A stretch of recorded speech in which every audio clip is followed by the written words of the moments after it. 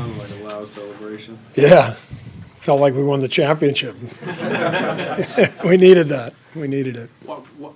Why would you describe why it was such a big win? Just the emotion of everything, the last 2 days, losing, 3 of our guys who were beloved in the locker room and losing Jimmy, to season-ending injury, Steph being out. It just, everything has just been, tough this last week or 10 days and whatever it is since Jimmy's been out. And it felt like a great team win where everybody just fought and competed and stayed with it. And it was a beautiful, beautiful thing to watch. What do you feel like flipped defensively down the stretch there, the 25-7 run? Yeah, I mean, they had it going for a while. Gillespie really had it rolling. They forced a bunch of turnovers in the second half. I think we had 2 at halftime and 13 in the second half. They picked up their defense and, down the stretch we were able to take care of the ball and keep them out of transition. And we guarded them in the half court really well all night. And I thought the last possession really was kind of emblematic of our defensive effort. I mean, Moses staying in front of Brooks and then Melt switching onto him. The fight for the rebound, Gary getting the rebound, Al saving, and then Moses going up to get it. It was really just an amazing display of grit to finish the game. It was pretty awesome. How good was Pat Spencer tonight? That was great. I mean, he got his chance again, and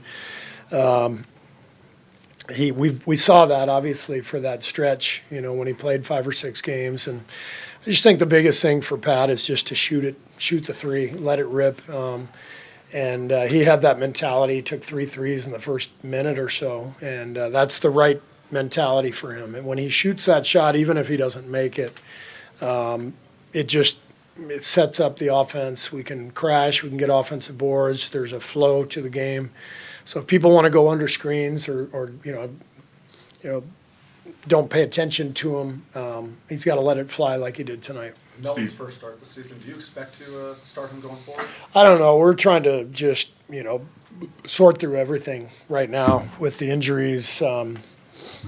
His minutes, he's at a 24-minute limit right now, which is doable in the starting lineup. You saw he ended up at, 24-43, so I went 43 seconds over. I hope I don't get in trouble from Rick, but it is tricky with no back-to-backs for him, for Al. Right now we're just trying to piece it together and, kind of keep our head above water until we can get healthier and get a more consistent rotation. You guys were on pace to set an NBA record for 3-point attempts through the first half. Was that by design to shoot that much from out there, or was that just the way the game was It's kind of the way we play, honestly. We don't, especially without Jimmy, we don't have a lot of guys who are going to score in the paint or get fouled. And so we're trying to spread the floor, play 5 out. If we have a 3, we have to take it, crash, get extra possessions. And if we can make some like we did in that first half, then teams come out and now we can penetrate and drive and kick. So I know it's a lot of threes, but I think it's kind of how we have to play. Coach, now that Trace's trade is official, what can you say about his impact? I can talk about him now. Yeah. Official. Trace was great. Just a wonderful young guy who played well for us. Great second-round pick to be able to come in and do what he did, but also to be such a great part of the team. He's just a friendly soul, and he's really talented. And, there just weren't minutes for him here. And so we think it's a good opportunity for him to move on, and hopefully he gets more playing time in Toronto. But, getting Kristaps means the minutes are really going to be limited for Trace. So I think this was a good move for him, but we're going to miss him. He had a great presence about him. Coach, going back to the 55 3-point attempts you guys took in this game, are you using the same pick and roll offense that you and Uncle Mo used back in the Cavs back in the day? Oh my gosh, who put you up to this? Paul McKeskey. Paul McKeskey did? We Yeah. showed together. Yeah, we used to run a lot of the pick and pop stuff. Anytime you can put two of the slowest guys in the league together in a pick and pop, it's almost impossible to stop. So, yeah, the Kerr McKeskey pick and roll. I think they're still talking about it in Cleveland, actually. He's still talking about it. Yeah, I'm sure he is. Yeah.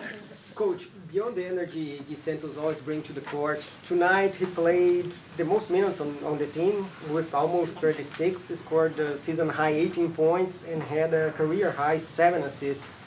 What was his impact in today's win, and how would you describe his potential as a passer as well? Guy has been fantastic now, the last few weeks, just his playmaking, especially without Jimmy now, we're going to rely on Guy to make plays. He's very deceptive with his moves. He has a knack for getting into the paint and then kicking the ball to the right guy and finding open shooters.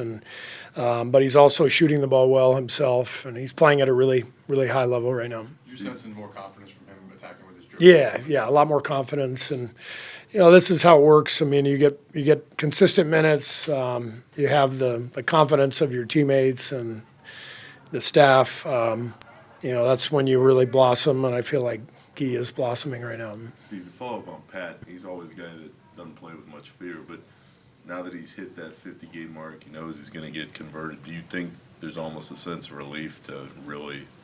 It is for me, I can tell you. I'm relieved that, I was really worried that, we were going to lose him after 50 games and not be able to do anything. So it's a relief to now get him on the main roster, and you can see what he's capable of. What he did out there tonight was fantastic.